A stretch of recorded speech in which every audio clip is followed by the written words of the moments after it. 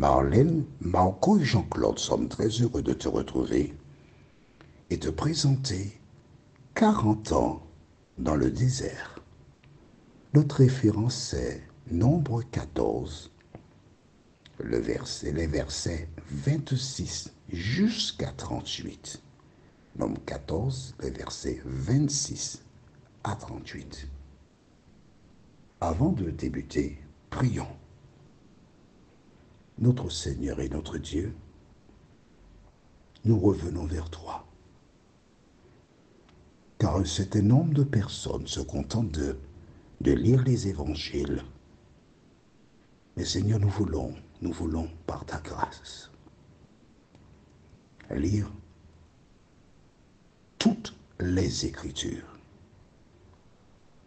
Merci de nous accompagner, de nous diriger.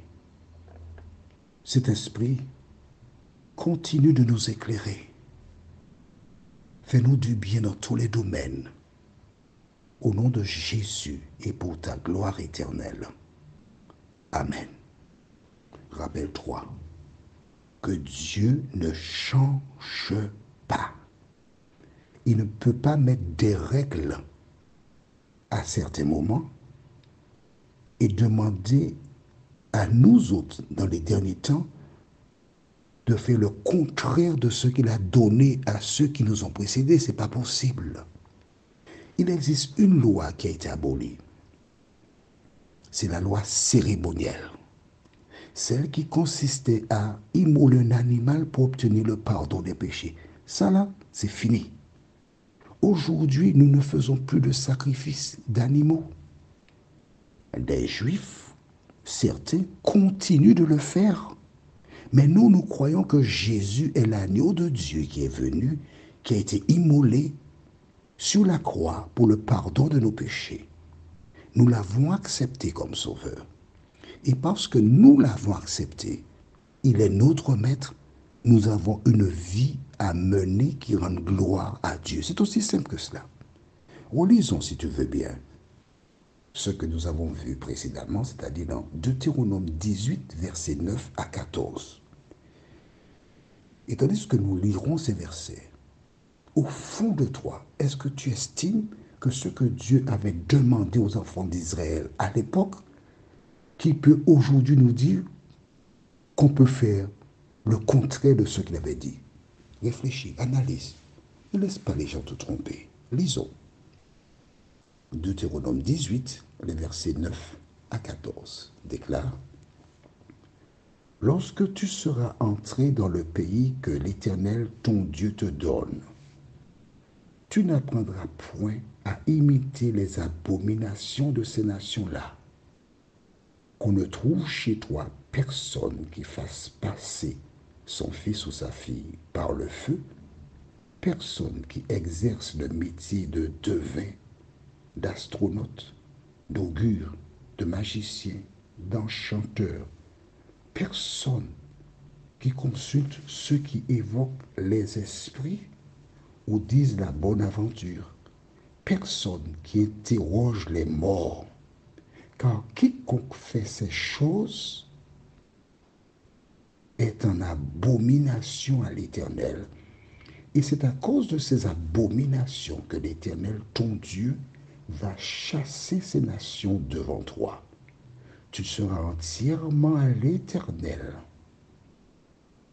ton Dieu, car ces nations que tu chasseras écoutent les astrologues et les devins, mais à toi, l'Éternel, ton Dieu, ne le permet pas.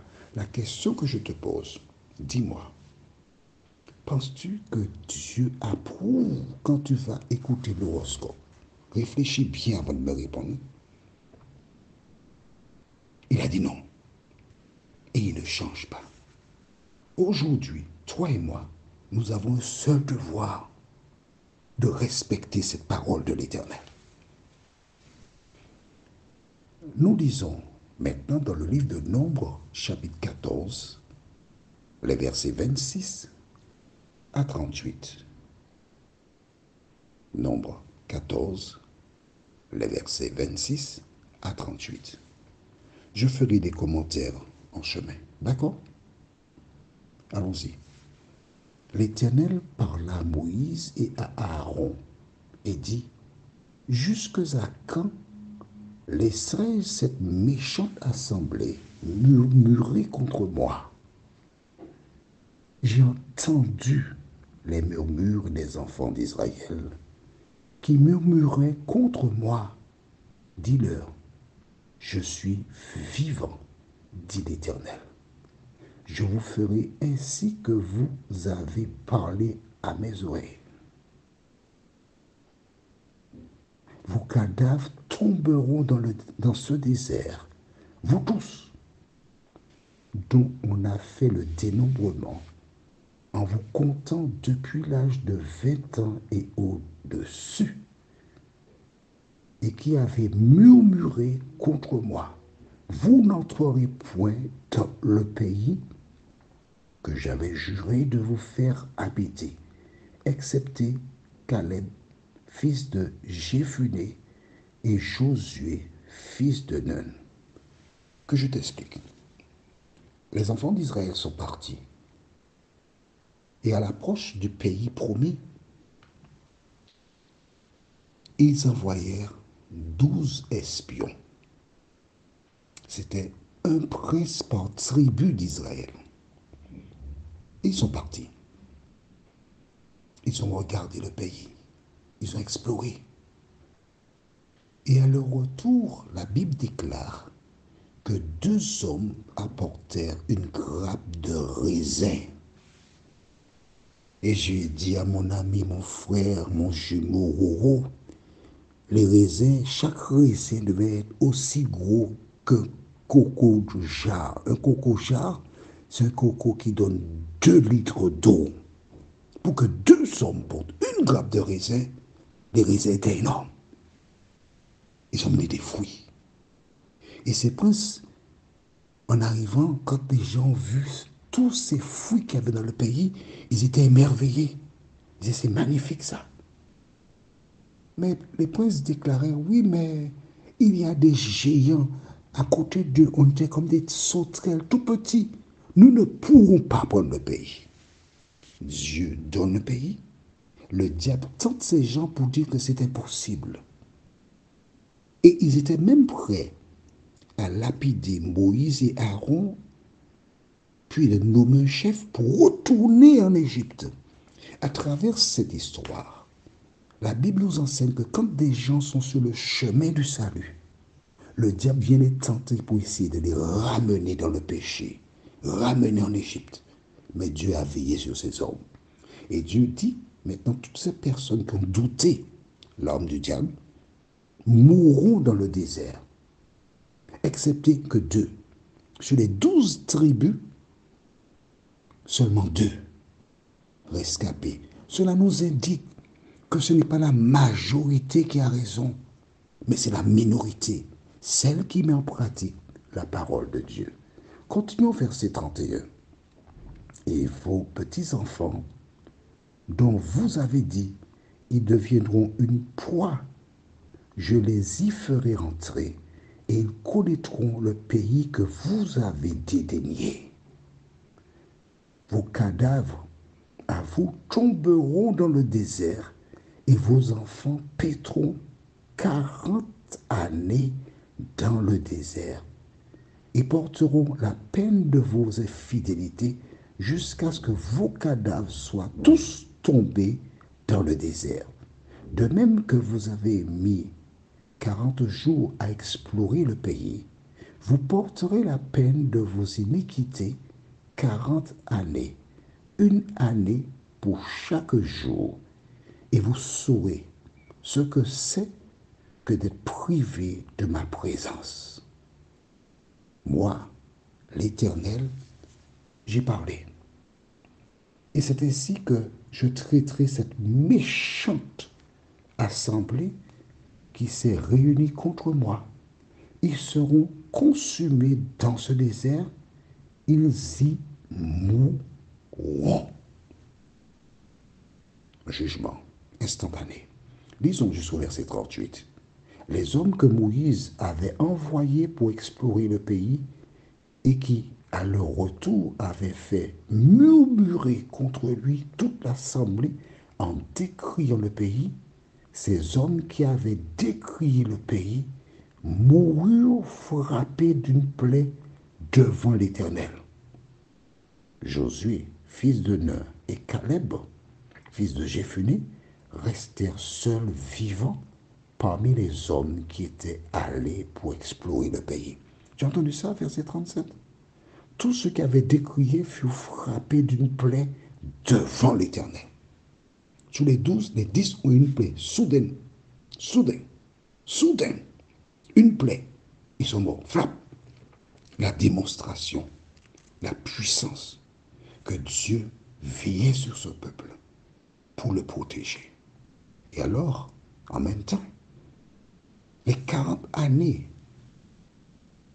c'était une période pour que ces personnes arrivent à la porte devant la terre promise, aperçoivent de l'extérieur, mais tous sont morts entre-temps. Pourquoi? Parce qu'ils avaient douté. Ils avaient douté. L'âme du diable, encore aujourd'hui, c'est de t'inciter à douter de la parole de Dieu. Toi qui entends la parole, toi qui comprends la parole, ne doute pas, obéis à la parole. Car toutes celles et ceux qui doutent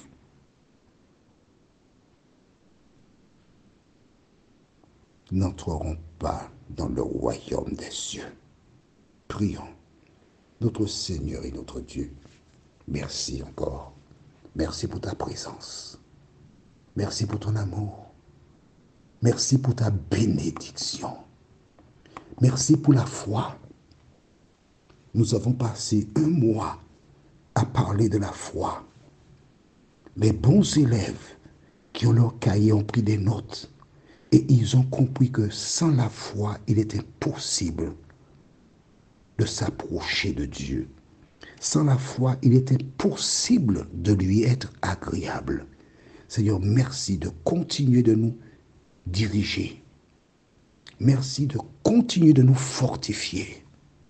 Merci Seigneur de nous aider à grandir en toi jour après jour. Nous t'en prions au nom de Jésus et pour ta gloire éternelle. Amen. Mon ami, je voudrais que tu te rappelles d'une chose. Dans le jardin d'Éden, Satan a poussé Ève à douter de la parole de Dieu. Il a essayé, lorsqu'il a été vers Jésus, de faire douter le Sauveur du monde. Là, ces hommes, ces princes qui allèrent visiter la terre promise, ils ont vu. Et certainement, ils ont dû manger des fruits parce qu'ils sont partis pendant 40 jours. Ils ont mangé des fruits dans le pays. Ils ont goûté. Mais ils ne sont plus retournés parce que l'Éternel les a frappés. Tous, le même jour. Ils sont morts parce qu'ils ont douté. Ne doute point, mais crois en Dieu. Mets en pratique la parole et c'est ainsi qu'il te bénira.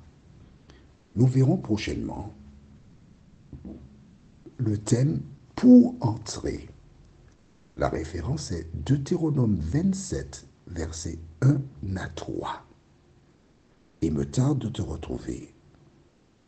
Demeure fidèle à ton Dieu.